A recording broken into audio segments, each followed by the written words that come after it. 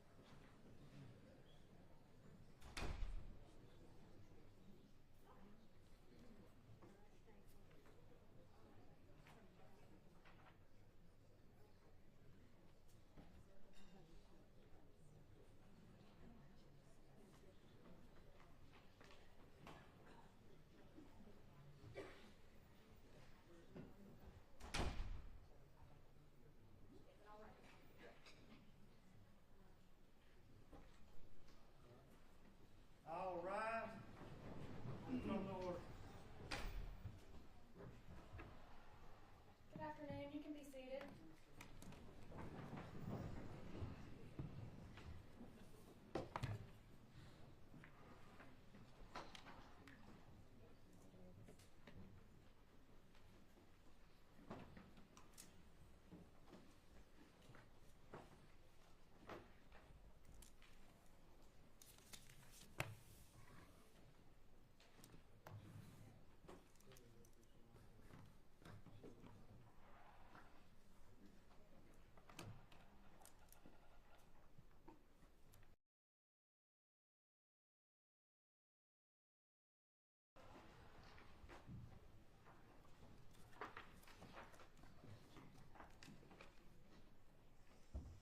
All right, we are here on the State of Georgia versus Aaron Shelton, case number 22 CR 350, and we are here for the sentencing hearing.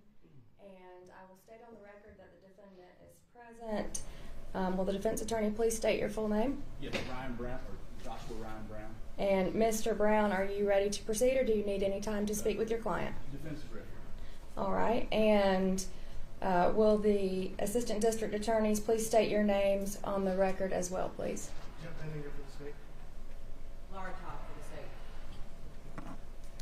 Haley McDowell for the state.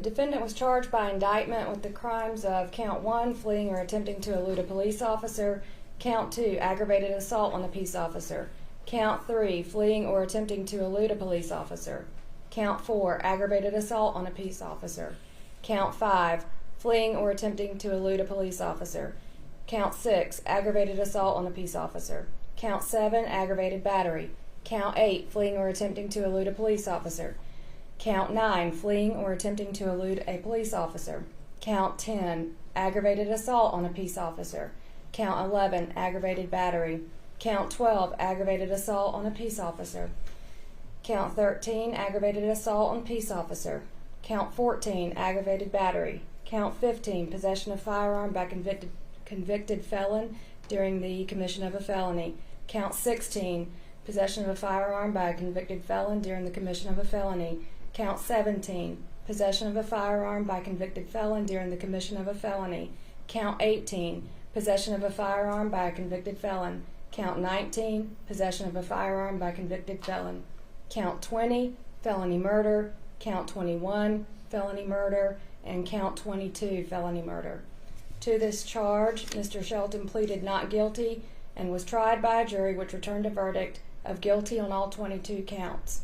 Mr. Bendinger, is there any legal cause why sentence should not be imposed at this time? No, Your Honor. Mr. Brown, is there any legal cause why sentence should not be imposed at this time? No, Your Honor. And Mr. Shelton, do you have any legal cause or reason why sentence should not be imposed at this time? All right, thank you. There having been no legal cause shown why judgment should not be pronounced and sentence entered at this time, it is the judgment of this court upon the verdict of the jury that you are guilty of the crimes charged. Would either side like to make an opening statement? No, Your Honor, just, we'd like to tender some evidence of aggravation and victim impact. All right, Mr. Brown, would you like to make an opening statement? No, Judge, we'll waive opening and just reserve people. All right, the state may go ahead and present evidence in aggravation. Your Honor, I have several exhibits to present to the court, showing these to the defense. First exhibits are states 1 through 6. These are 6 certified copies, or copies of certified copies of convictions related to this defendant.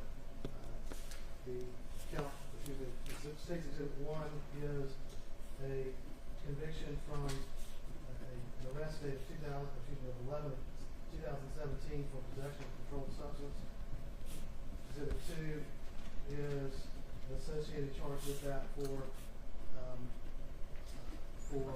possession of a weapon during that crime, an unlicensed pistol. There are also convictions in here for robbery first degree from 2018 and for attempted murder, again from incident dates of 2018. And the conviction dates, Your Honor, are also reflected in this document. So tender states 1 through 6 at this time. In addition to 1 through 6, tender states exhibit 7. States exhibit 7 are the records from Alabama Department of Corrections, which I will refer to in my closing argument for sentencing, Your Honor, from Alabama for the attempted murder charges and the robbery first charges that he served time on.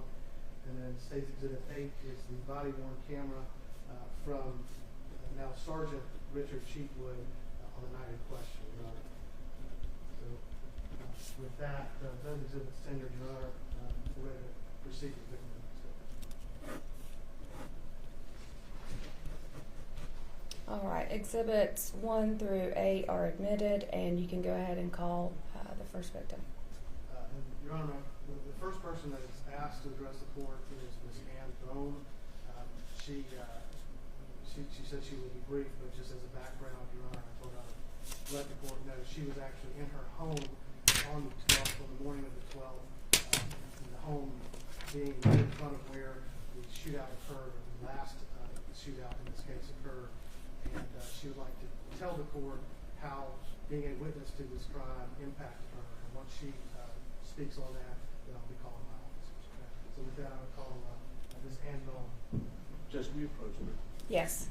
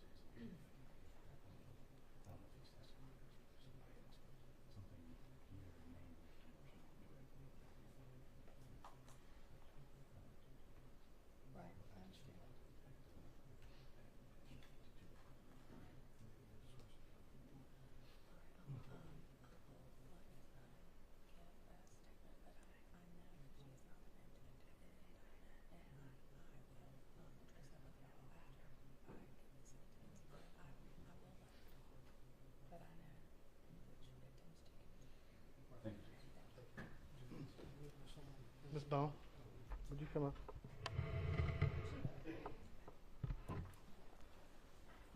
Okay, Ms. Bone, I want you to keep your voice up for me, okay? Okay. Will you raise your right hand? Do you swear affirm the testimony you're about to give before this court will be the truth, the whole truth, and nothing but the truth, so help you God? I do. Okay, you can put your hand down.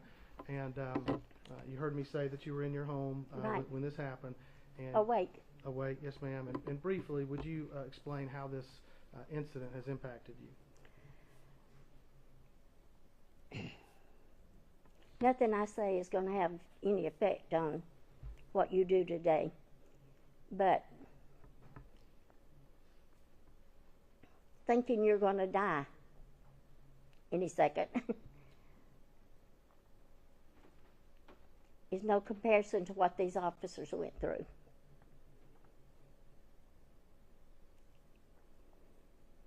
Sitting in my front door and having to see a body loaded right out my front door is nothing compared to what these officers went through.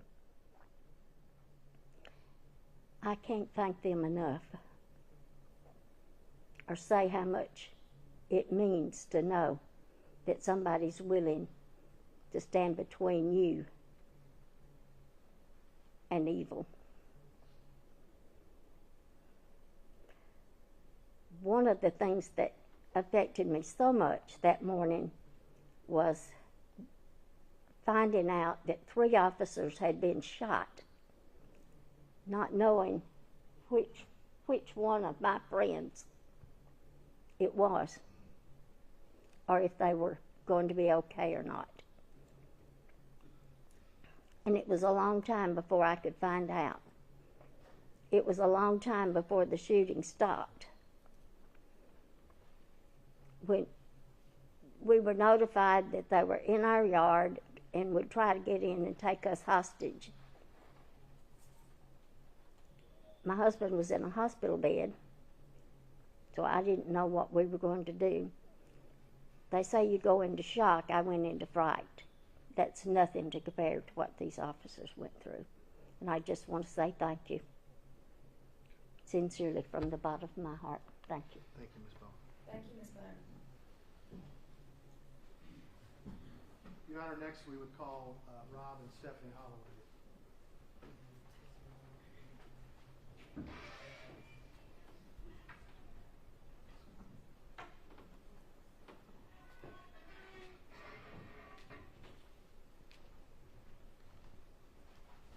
I'm sorry. That's okay. Sorry. Would each of you please raise your right hand? Do you swear or affirm the testimony you're about to give to this court will be the truth, the whole truth, and nothing but the truth, so help you God? I do, yes. Thank you. And would you guys please, did you guys prepare a statement for today? Yes, Yes, sir. sir. And as you'd like, I'd like you to deliver that to the court, okay? Yes, sir. Yes, sir.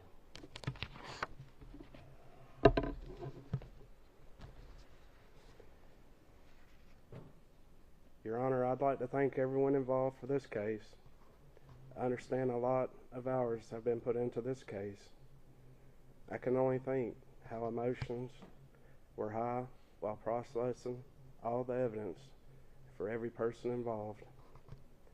Before April 12, 2021, I had everything and did not realize it. God was in my heart while becoming closer and seeing what I was to do after being shot. I had a queen and a queen still who treats me like a king and still does. A family that is incredible.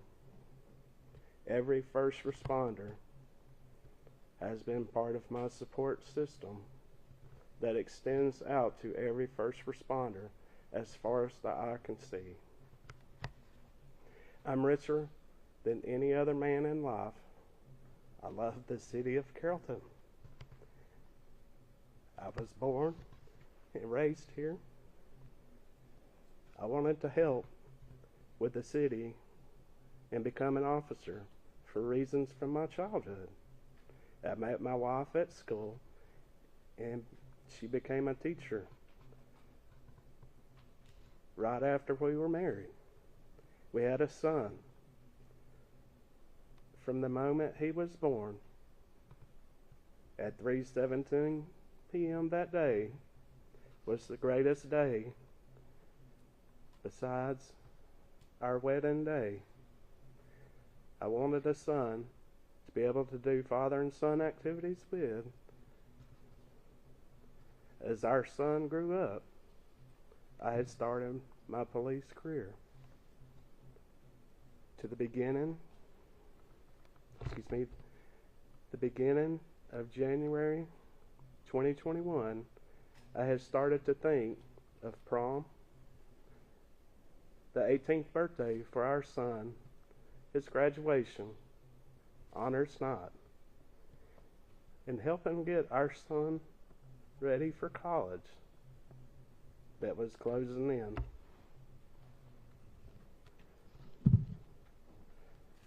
All of the momentous occasions parents dream of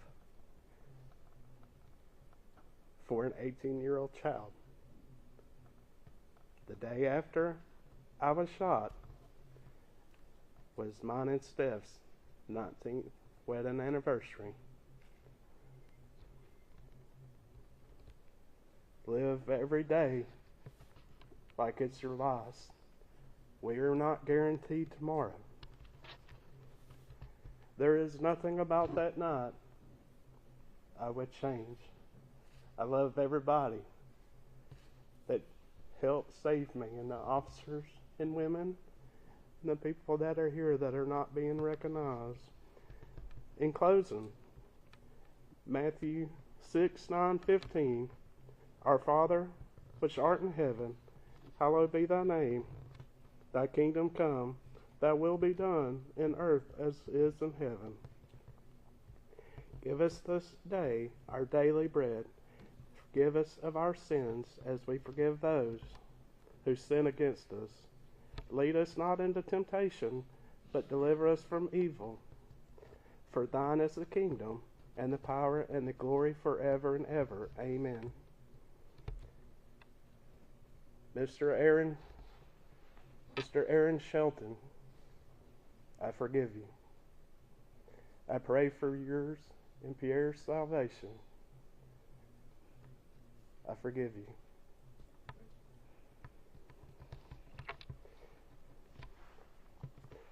Regardless of what I've been through, you didn't take anything from me that God didn't restore. Sergeant Rob Holloway, 229. Thank you, Your Honor. Judge Tysinger, thank you for allowing us to share the impact of the Sheltons on our lives. My name is Stephanie Reese Holloway, and my husband is Carrollton Police Sergeant Rob Holloway. One of my favorite Bible stories is the story of Joseph as told in the book of Genesis. He survived attempted murder, slavery, false accusations, imprisonment, and even throughout all of that, God raised him to a position of power and prominence that saved generations from famine. When his family, who sought to kill him years prior, needed his help during the famine, Joseph extended mercy and grace to them and said in Genesis 50:20, "But as for you, you thought evil against me, but God meant it unto good." Joseph's story is much like my impact statement, where the Sheltons intended to harm our community, my family, my husband, and several other officers and their families.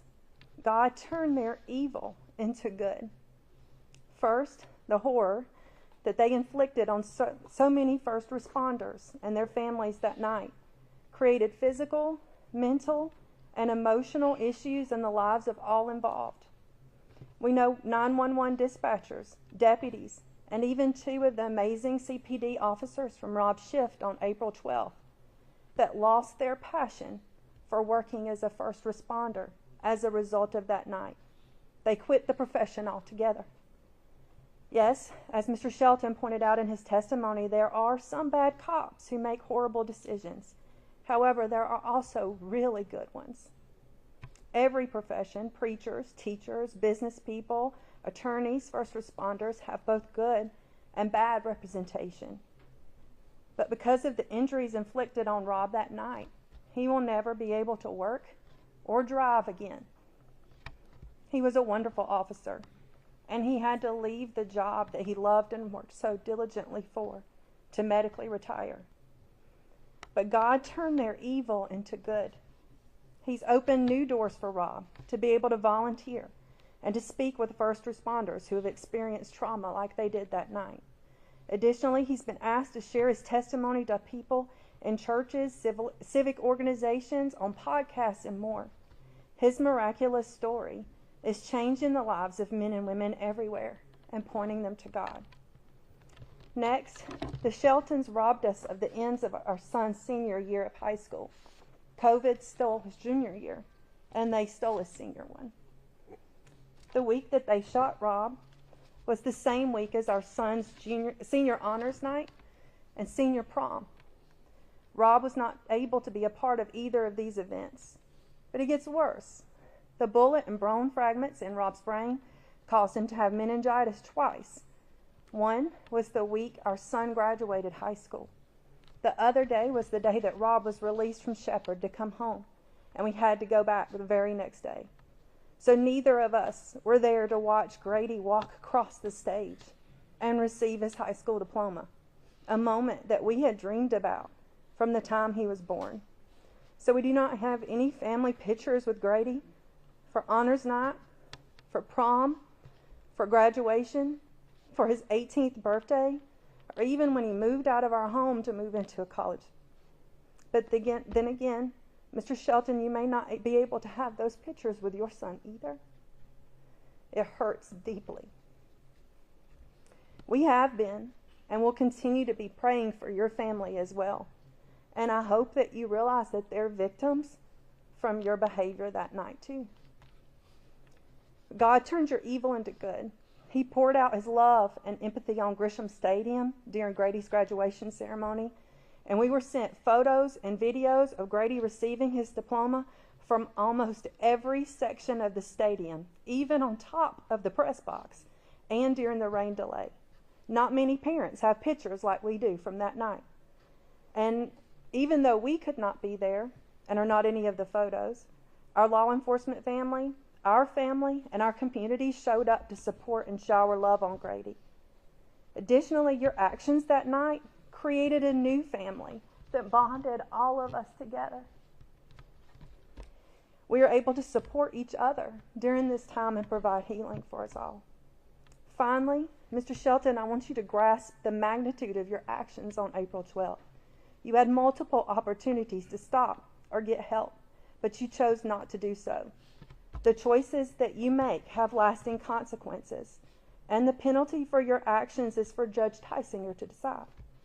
My husband and our family will never ever be the same, but this is so much bigger than us.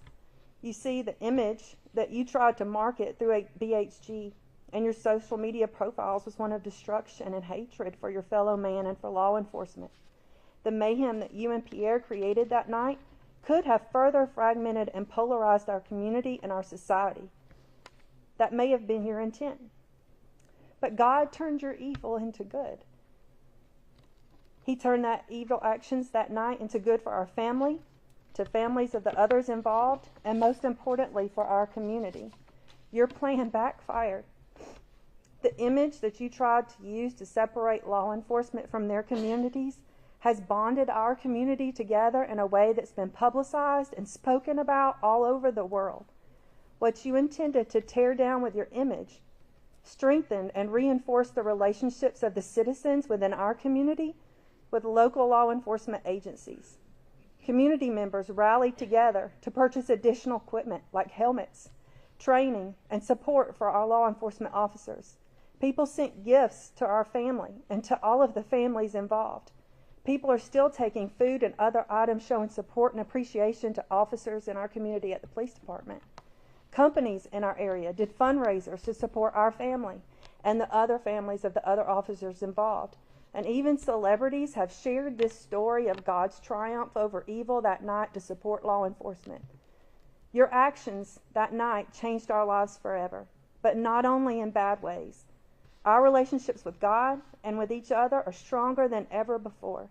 We have learned to value every second with those we love and to live life to the fullest because we don't know what day will be our last.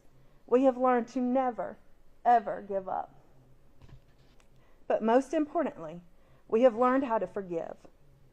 The Bible commands us to love our enemies, to pray for those who hurt us, and to forgive those who inflict evil upon us. Mr. Shelton, the Holloway family forgives you and Pierre.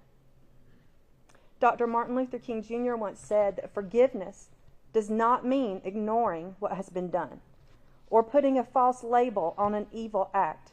It means rather that the evil act no longer remains as a barrier to the relationship. Forgiveness is a catalyst for creating the atmosphere necessary for a fresh start and a new beginning. He went on to say that you overcome evil with good. Our prayer for you is a fresh start as you serve your sentence, and is that you use this time to develop a new beginning and a new image for yourself. We pray that you use this time sentenced to you today to change your image into one that promotes life, love, mercy, and grace. Imagine the amazing things that might be accomplished if you used your BHG influence for good to help others and to create unity. We have been and will continue to pray for your salvation, for your family, and for God's miraculous positive change on your life. Thank you. Thank you, Judge. Thank you, Your Honor. Next, Your Honor, we would call Chase and Peyton Gordy.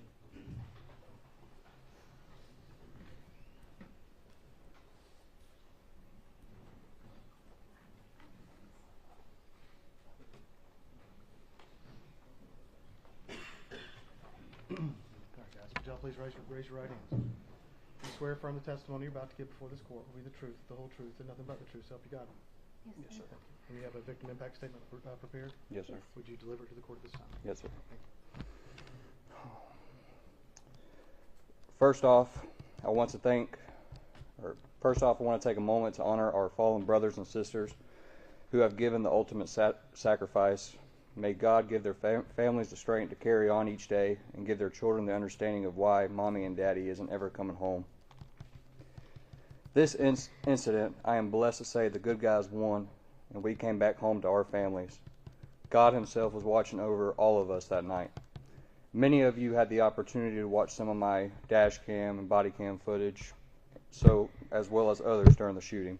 What was not shown was me begging another officer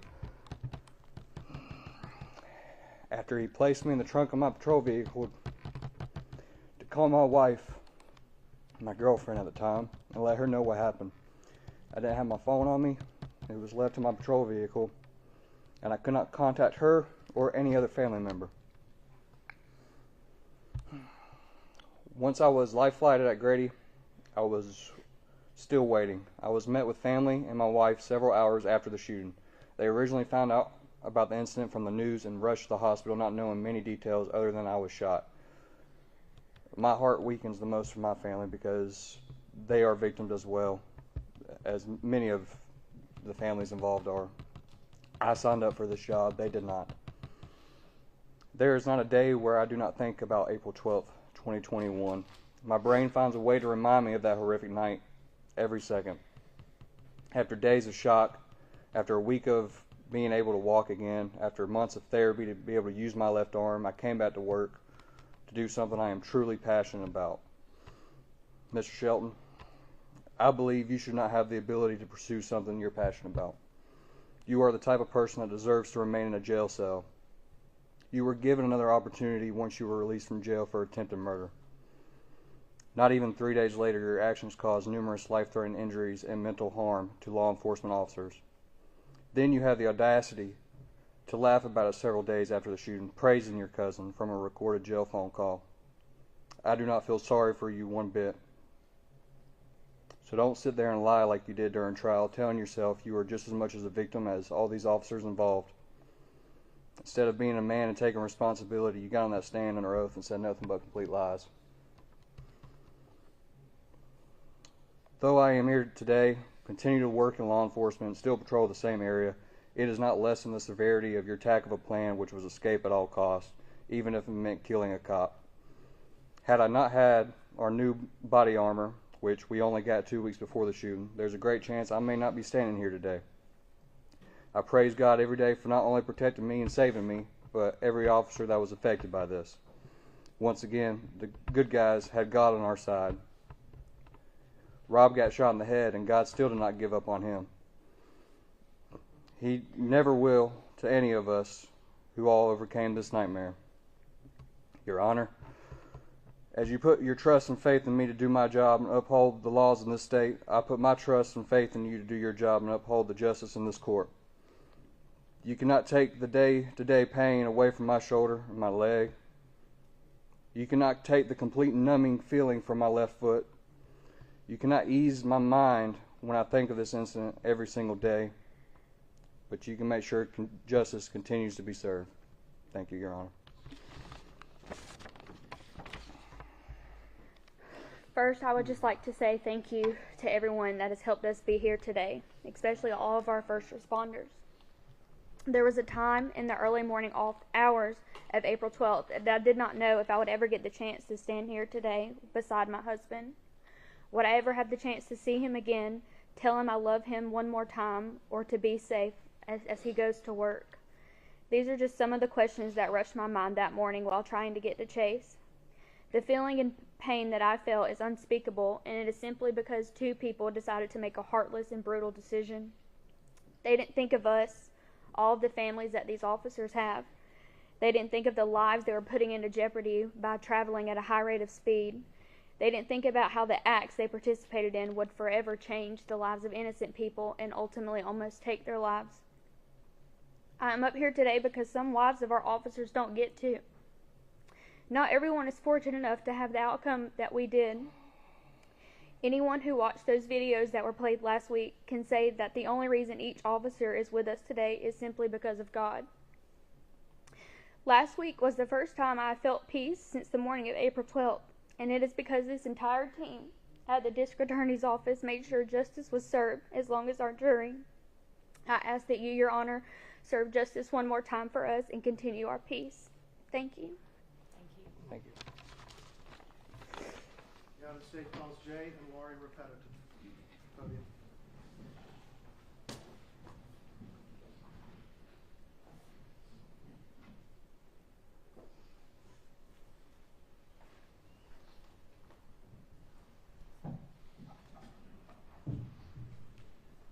Come on up. Would y'all please raise your right hand? Do you swear affirm the testimony you're about to give before this court will be the truth, the whole truth, and nothing but the truth, so help you God? I do. Thank you. Go ahead. Hi, my name is Lori Repetto. I am Jay Repetto's wife. Thank you, Judge Tysoner. Wait a minute, I got to fix the glass. Thank you, Judge Tysoner, for allowing us to make this statement. Thank you to West Georgia community and all of the law enforcement, the 911, the rescue departments. They have all been incredible. West Georgia has been nothing but outstanding in their support and care. We have had national support as well by people reaching out to us from every part of the United States. The law enforcement community is one big family.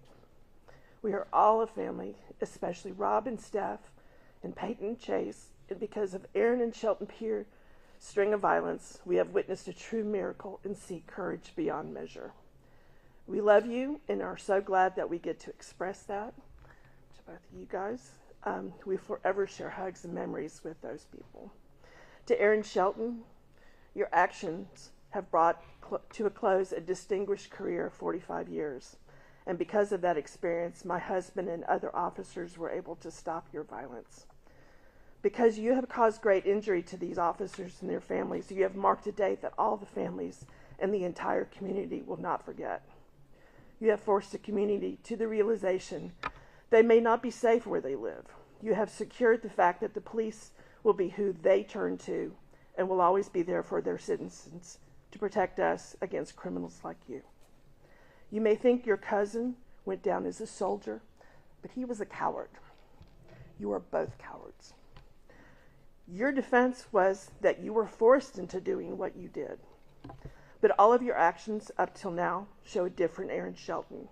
An Aaron Shelton who has disdain for police.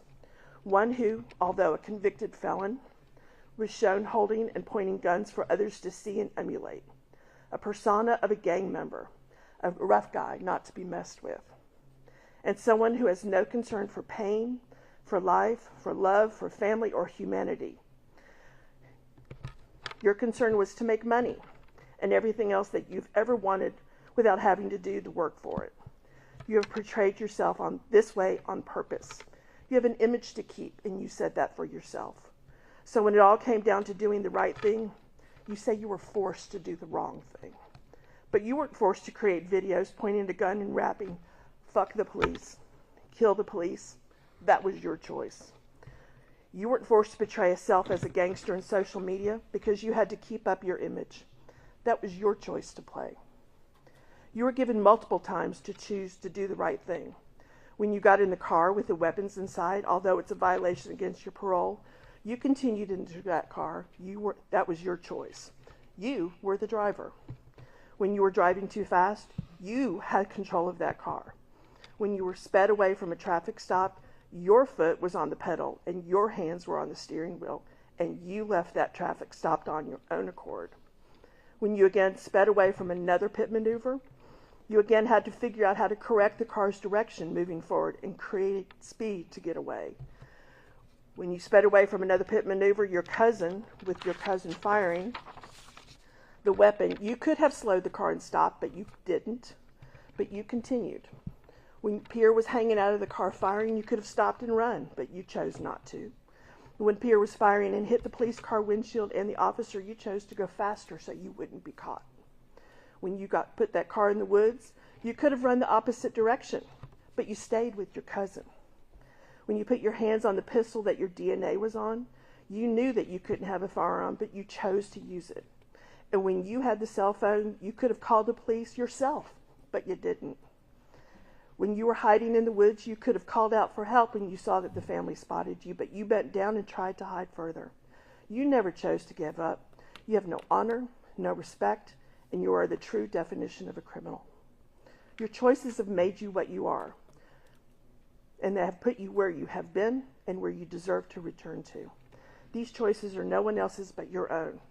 You should spend the rest of your life without the liberty to make choices, because when you were given the right thing to do and make the choices, in all of your past situations, you've chosen that you show the lack of ability to make the correct choice, even when it was an easy decision. You should not be allowed to influence anyone with your music, your photos, your videos, or any artwork. Your voice should only be used to educate other inmates on how poorly your decision making is, and that you have put you back behind the razor wire, and it is where you need to be. You are only lucky to have a lifetime to think about all of this. Your actions got your cousin killed and destroyed your ability to live as a free man. Your family shows little to no concern for you, because most likely they learned who you really are long before we did this, or before we did. You will spend your days alone with hard cement walls, cold steel toilets, and the peeling paint on the metal bars. Any trust you might gain for those in prison will be from those just like you, someone who is less than a man, a coward, a child that needs to be babysat because he can't behave. You've made an impact not only on the officers involved, but the community as a whole. You have made the importance of the police stronger and your opinions weaker. And because you will be locked up, we can sleep better knowing that you've had your chance, that you blew it, and you will never be able to choose again. No one will think about you or waste energy on you. Our focus today will be how God is good, and is to share his miracles and all of his good works on us. I always say, when life is easy and going your way, you've made the right choices, and if things are going wrong and bad for you, you need to reconsider what wrong choice you have made. Well, being that the jury came back quickly within 2 hours, the answer was easy and the right choice. You are guilty. You belong in prison. You have made nothing but wrong choices. You belong in prison until the day you die, and the result is what you chose and what you volunteered for. To Judge Tysinger, although we've survived the circumstances of April 12, 2021, it has not come without its sacrifices. Our children and our grandchildren are grateful for the ability to have their father and grandfather still alive. My husband has suffered lifelong injury and disability to his left arm. In addition to the physical effects, a long-lasting psychological impact related to PSD and anxiety have created a barrier for him returning to his career.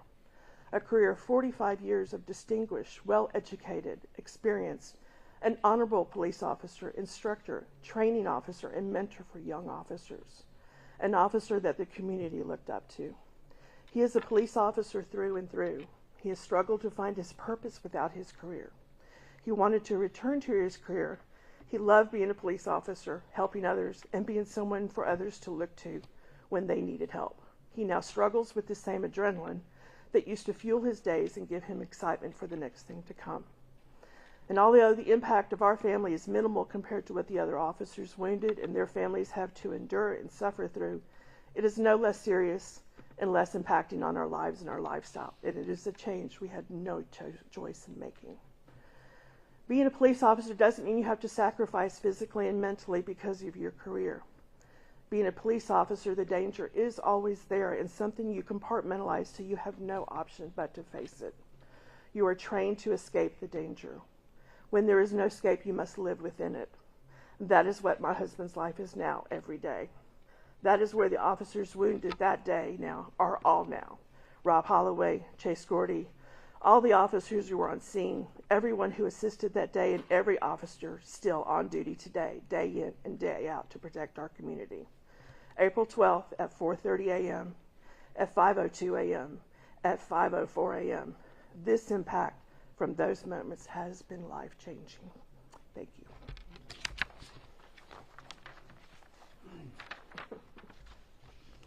you. Mr. Shelton, you referred to FUC 12 in your defense. I just asked that he address this statement to the court. As I was saying. And I don't see any of your brothers here at this point in time, but if you look, this place is loaded with blue line people. That's what you're up against. Contrary to popular belief, police officers do not get into law enforcement to use deadly force. That's the last option anyone wants to do, but you and your cousin made sure that we had to do that, and unfortunately for him, I was put in that position. Your cousin had the look in his eyes that I'll never forget as he looked at me in the SUV just before he began shooting through the windshield. He continued to run the SUV looking for me, and when he saw me, he attempted to bring up his rifle. Stumbling and falling, he still had his eyes on me, and he died falling at my feet, still looking at me after I shot him. I did not get into law enforcement to take someone's life, but to save the public and myself from someone who was hell-bent on trying to kill police officers that morning. I did what had to be done along with Deputy Trout, and that is something that I must deal with. Your actions allowed this to happen, and you could have avoided all this by making better choices. That morning and not continuing hunting for law enforcement to engage in terroristic acts. You hadn't learned anything from your stint in the Alabama prison system, and your self-made videos prove that. You'll now spend the rest of your life having to answer for your actions and causing the death of your cousin. Thank you, Your Honor. Your Honor, next is State Call Sergeant Richard Sheetwood.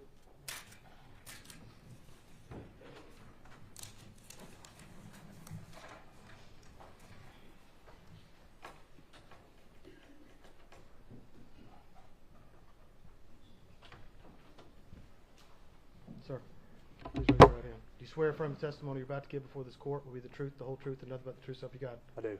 Go ahead, sir. Your Honor, I just want to take a minute to use this platform to show appreciation for everyone that spent so much diligent time on this case, the DA's office, also the community. All these officers that are in here, they're not just supporting all of us that are here today, but other officers that did not get recognized throughout the week that also suffered from this incident. As police officers, we see a lot of critical incidences. We see a lot of terrible things. We see lots of dead people. And when we see those bodies in mangled cars or overdoses or children or whatever, we get the next call and we have to go to it. In years past, there's been officers shot in Carroll County. Those guys at that time, they seen that and had to deal with that. And we prep and train to the best of our ability to be able to do with that and carry on. Something that's always stuck out with me is on the night of April 12th, we prepare and we train to handle these situations. And when we do so, a lot of the time, we always train and prepare for an outcome of someone to be shot in a limb or someone to be shot in the vest and how to deal with it. At that point in time, at least in my career, we had not spent a lot of time on head trauma. How can we stop that? And on that night, when I seen Rob in that car, I didn't know what to do. I didn't have the tools available to treat a head wound. For that much muscle mass and body mass can't be closed up with the typical gauze and minor things that we keep in our vehicle. And although I'm a corporal and I've been up here and I've been recognized and I received stuff, as I mentioned in prior testimony, I had several young guys that were Marines on my shift that night. Both of them had done tours in Iraq or Afghanistan or wherever in the world, and they had seen things like that. And to them, it wasn't their first time seeing things like that. And they had tools that they had from those deployments that were able to stop a lot of the bleeding and further damage of Rob's injury. And I know I seem to get credit, but it's those guys on that shift that were under me the night that played the most impactful role. What I learned during that night about myself is I didn't struggle with it initially. It took me several weeks or months is why Rob and not me. Rob did everything right. At that time, I may have been more seen as a clown, even though I was a corporal. But Rob spent a lot of time in me and preparing me for the next step. Corporal, sergeant, maybe one day lieutenant, I don't know. But what that taught me is I never needed it until that moment. And when I'm getting him out of that car and I'm handing him off and I'm attempting to save him the best of my abilities before I hand it off to someone that's more qualified, I have to start making decisions that I knew may be an issue. Is the bad guy coming back? I can still hear firing in the distance. Do I need to leave him and get to the other guys that are taking fire? How can I get to Stephanie? How can I get his family notified and get him to Tanner? How can I contact my supervision and let them know to start getting the resources I need here?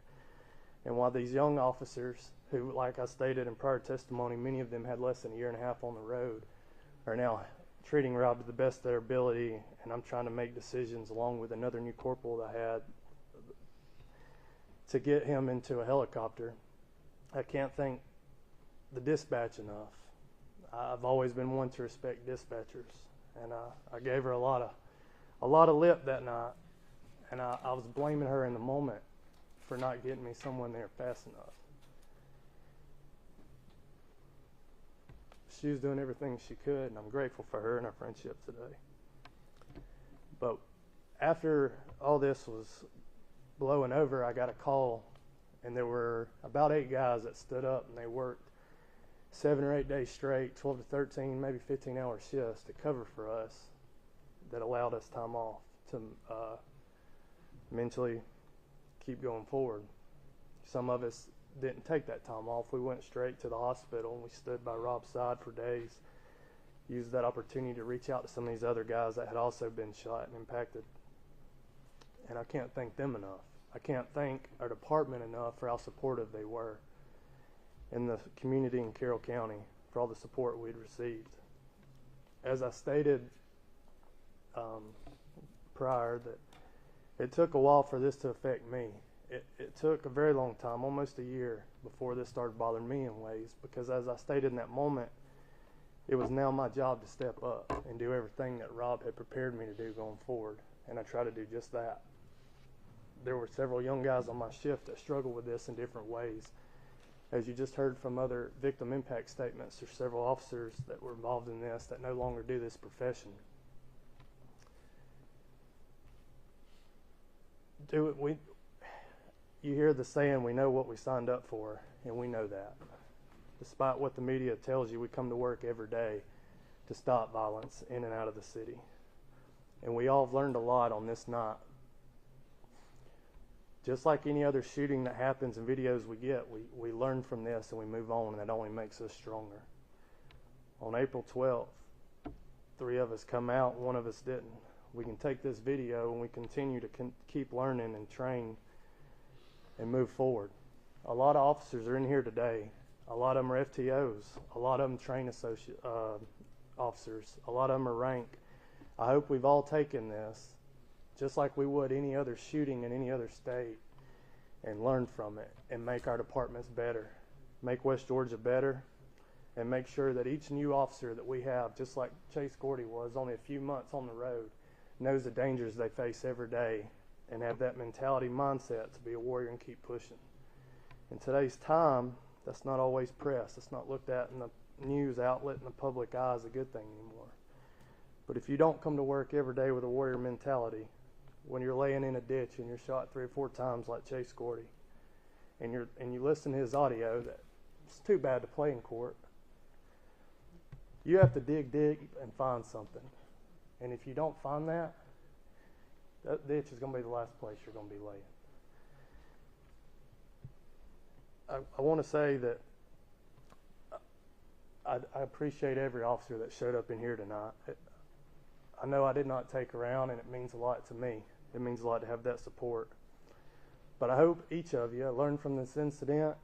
The ones that came and sat in trial learned things, and I hope it only motivates you. Because we all know BHG is not a shirt company. We all know that's a criminal street gang. And you need to leave here with motivation and determination to be proactive. Get off your tail. Get out here, be a proactive officer, and take these type of guys off the street. Every bit of drugs, guns, gangbangers, that's where the violence comes from. It's not law enforcement against citizens, and they need to be taken off the street. I understand Aaron wanted to be a rapper, and he used his shirt company as a front. But one of the things he said was, I never said I was the hardest, I just tried to stay ducking these charges. That may have worked in Alabama, but you're in West Georgia today, and I'd like to say these officers are closer than any gangbanger ever you've seen. And whenever you go to prison, it's not going to be in Birmingham. You're not going to have your brothers there to protect you. So we're all willing to die for each other, and we don't turn on each other. So I'm glad you have been hit with the charges and they've affected you here in court, and I hope you receive the max sentence without the possibility of parole. Thank you. The United States calls Trooper Zach Pruitt.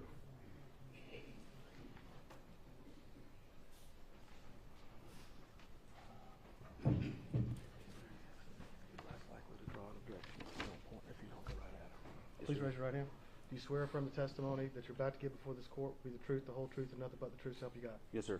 Go ahead, sir. One piece of evidence that stuck with me during this trial come from the statement of a jail recording from one of your phone calls. You spoke to your cousin, or about your cousin, your fellow Birmingham Hustle Gang Street Gang member, as being righteous. I assume you think you know what the meaning of that word is, however, it's clear that you don't. So here I stand to explain to you what righteousness is and what it is not. Sometimes the best way we can learn things is by knowing what they aren't, so we'll start with that. Righteousness is not cowardice. Cowardice, like you shown on April 12th, it was cowardice that caused you not to take ownership of your mistakes, such as getting out of prison for attempted murder, and the first thing you did was go get a gun. You did this knowing you were a convicted felon. Cowardice that caused you to flee the repercussions of your actions. Cowardice that led you and your cousin to shoot at me and to shoot at others.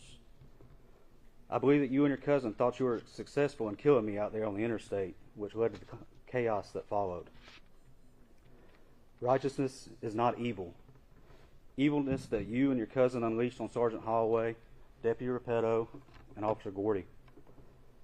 When you and your cousin proactively attempted to steal their lives, their peace, and their families. Righteousness is not condemnation. Your actions on April 12th not only condemned you, your cousin to death, or yourself to prosecution, but to your son. Your child is the most unfortunate victim in this case because they will never have a real father in his life.